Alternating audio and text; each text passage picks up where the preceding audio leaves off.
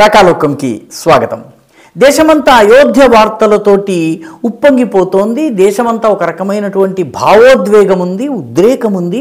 అయోధ్య బాలరాముని ప్రాణప్రతిష్ఠ, దీనికి సంబంధించి గ్రామాల్లో ఉన్నటువంటి సంబరాలు, సంతోషాలు, దీని గురించిన వార్తల మధ్య ఒక కీలకమైనటువంటి పరిణామం దేశ చరిత్రలోనే గత 75 సంవత్సరాల్లో ఎప్పుడూ జరగనటువంటి ఒక పరిణామం జరిగింది. దాని పట్ల మీడియా దృష్టి వెళ్ళలేదు, దానికి రావలసినటువంటి ప్రాధాన్యం రాలేదు.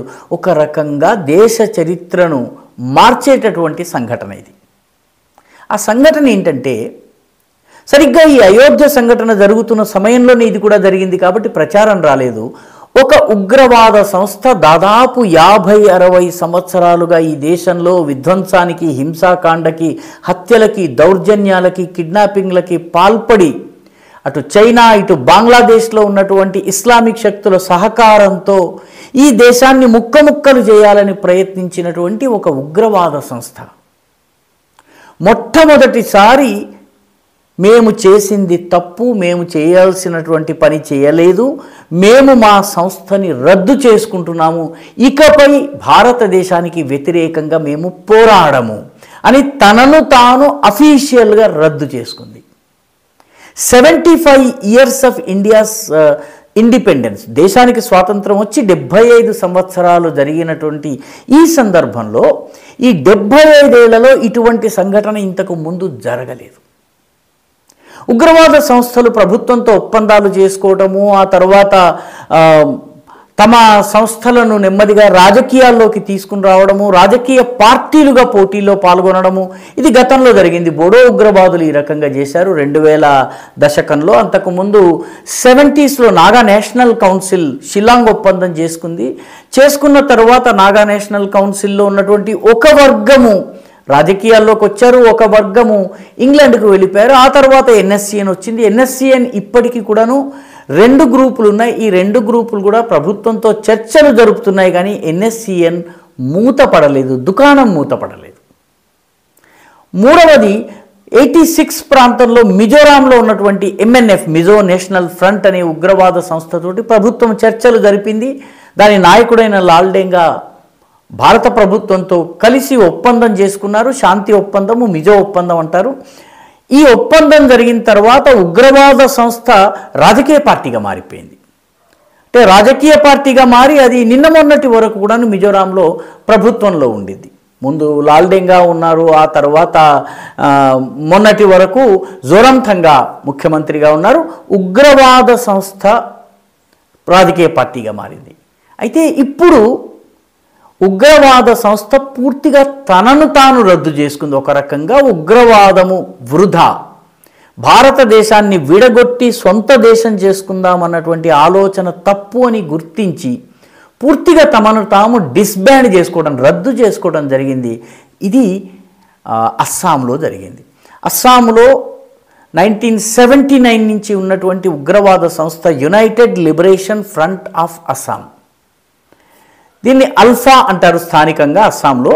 అయితే మన మిగతా దేశంలో ఉల్ఫా అని, ULFA కాబట్టి ఉల్ఫా అని కూడా అంటుంటారు. అస్సాంలో మాత్రం దీన్ని అల్ఫా అని ప్రొనౌన్స్ చేస్తారు. ఈ అల్ఫా సంఘటన ఏదైతే ఉందో, ఈ అల్ఫా సంఘటన అస్సాంని భారతదేశం నుంచి విడగొట్టి స్వతంత్ర దేశంగా చేయాలన్నటువంటి సంకల్పంతో 1979లో ప్రారంభమైంది. 84-85 నాటికి చాలా తీవ్ర రూపం దాల్చింది. మొత్తము గ్రామాలలో యువకులను, మహిళలను పెద్ద ఎత్తున రిక్రూట్ చేసుకున్నారు. వాళ్ళందరికీ కూడాను సైనిక శిక్షణనిచ్చారు. అస్సాములో దోపిడీలు, దొంగతనాలు, కిడ్నాపులు, లూటీలు, దహనాలు, అదేవిధంగా హత్యలు, రాజకీయ ప్రత్యర్థుల్ని చంపేయటము, భద్రతా దళాల మీద కాల్పులు చేయటము, చివరికి పరిస్థితి ఏ రకంగా వచ్చిందంటే అస్సాంలో ఒకానొక సమయంలో సాయంత్రం 6 గంటల తరువాత ప్రజలు ఇళ్లలో నుంచి బయటకు వచ్చేవాళ్ళు కాదు. 2 సార్లు ఆర్మీ ఆపరేషన్ చేయాల్సి వచ్చింది. ఒకసారి ఆపరేషన్ రైనో పేరిట పెద్ద ఆపరేషన్ చేయవలసి వచ్చింది. లక్కీపథార్ అని చెప్పి అప్పర్ అస్సాం అంటే జోర్హాట్ జిల్లా, లఖింపూర్ జిల్లా ఈ ప్రాంతంలో ఉంటుంది లక్కీపథార్ అనే ఏరియా. అక్కడ పెద్ద ఆపరేషన్ చేయవలసి వచ్చింది, మిలిటరీ ఆపరేషన్. ఆ తర్వాత ఆపరేషన్ బజరంగ్ పేరిట 2వసారి మిలిటరీ ఆపరేషన్ చేయాల్సి వచ్చింది. 2 సార్లు ఆపరేషన్ చేసినప్పటికీ కూడాను అల్ఫాని కంట్రోల్ చేయలేకపోయింది. డిస్ట్రిక్ట్ ఎస్పీలను కూడాను ఇష్టారాజ్యంగా విచ్చలవిడిగా చంపేసినటువంటి సంఘటనలు ఉన్నాయి. అస్సాంని భారతదేశం నుంచి విడగొట్టాలి కాబట్టి భారత్ మాతాకి జై అన్న ప్రతివాణ్ణి శత్రువుగా చూశారు. రాష్ట్రీయ స్వయం సేవక సంఘానికి చెందినటువంటి 7-8 మంది కార్యకర్తల్ని పొట్టన పెట్టుకున్నారు.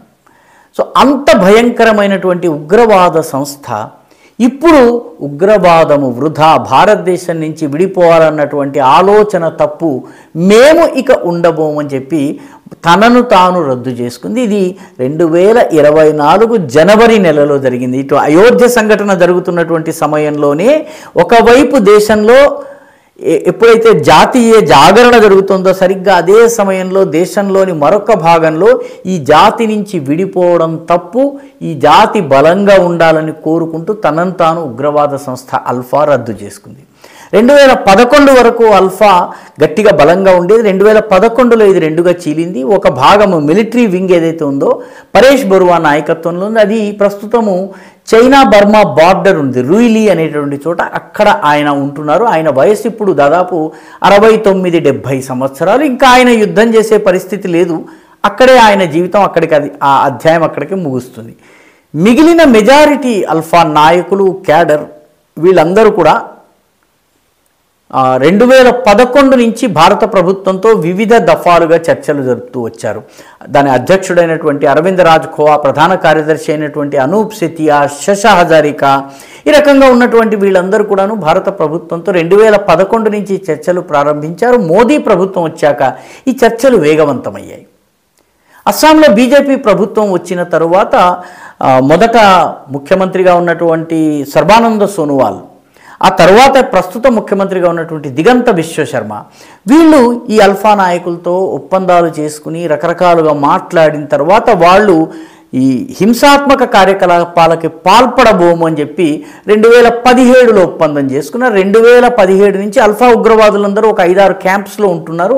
వాళ్ళ ఆయుధాలు వాళ్ళ దగ్గర ఉంటాయి, కానీ ఎటువంటి కార్యకలాపాలకి పాల్పడటం లేదు. ఇప్పుడు కేంద్ర ప్రభుత్వము, రాష్ట్ర ప్రభుత్వం చొరవతో జరిగిన చర్చల వల్ల ఉగ్రవాదాన్ని అల్ఫా పూర్తిగా విడనాడింది. పూర్తిగా విడనాడటమే కాకుండా త్వరలో తమ ఆయుధాలన్నీ కూడా వాళ్ళు ప్రభుత్వానికి సమర్పించబోతున్నారు. అల్ఫా అనే సంఘటన, ఆ సంస్థ ఇక ఉండబోదు.